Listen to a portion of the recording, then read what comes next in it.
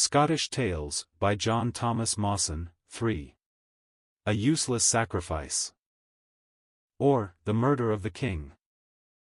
"Shut the bolts," cried the king, as the tramp of heavy-booted men was heard along the distant corridors. The ladies of the chamber hurried to the door, but found bolts and bars alike gone. The king looked round for some weapon of defense, but none could be found. His treacherous foes had laid their plans well, and he was left without a way of escape.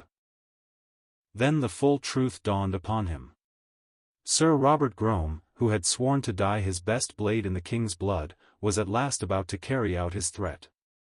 He had induced Sir Robert Stewart, the king's chamberlain, to join him in the conspiracy, the success of which, through the king's indifference to warning, seemed to be complete. There stood the king with folded arms, at his feet the queen knelt and in her terror entreated him to fly. Then one of the ladies, Catherine Douglas by name, remembered that beneath the flooring of the room there ran some vaults which might afford a chance of escape, and, quicker than it takes to tell the story, she seized the tongs from the fireplace, and, putting them into the hand of the king, besought him to wrench up the planks and escape by way of the vaults. The king tore away at the boards until one of them yielded, just as the shoutings of his foes reached the passage leading to the room where he was. "Can you keep the door just for one moment?" cried the queen to Catherine Douglas. Could she keep the door, a weak woman, against the strength of men in mail? It seemed impossible, but the danger sharpened her wits, and in her brave desire for the safety of her monarch she thrust her arm into the staples of the door from which the bolts had been torn. Then, grasping the empty staple on the doorpost, she waited with set face for what would follow. Heavy blows came thundering at the door, but for some intense moments that bolt of woman's flesh stood the strain. Long enough, in fact, for the ladies of the chamber to put back the plank in the floor and cover it with the rushes which served to carpet the floor. Then snap! And that human barrier, the arm of Catherine Douglas, gave way, and a brave, true-hearted woman fell fainting to the floor. "Where's the king?" cried Grome and his followers, as they crowded into the apartment. "Tell us where he hides." They searched, but failed to find him, and, leaving the apartment, it seemed as though the arm of Catherine Douglas had not been sacrificed in vain. No nobler sacrifice than that does Scottish history record, and how fully did Catherine Douglas prove her devotion to the king. Foes, bitter foes, are seeking your destruction. If left to yourself you are without a way of escape, and without defense. Is there anyone to deliver you? Yes, thank God, there is.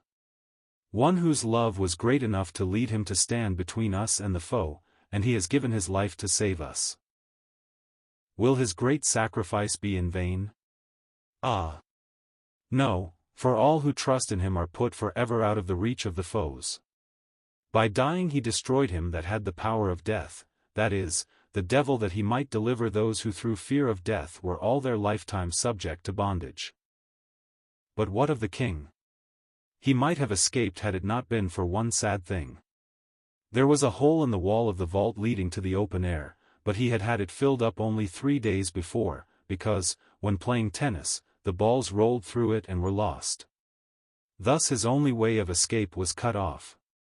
How he must have blamed the folly that led him, for such a trifle, to close the only way of escape. But King James did not know the straits into which he would be brought, or he would never have closed the hole in the wall for the sake of a few tennis balls. With you it is different.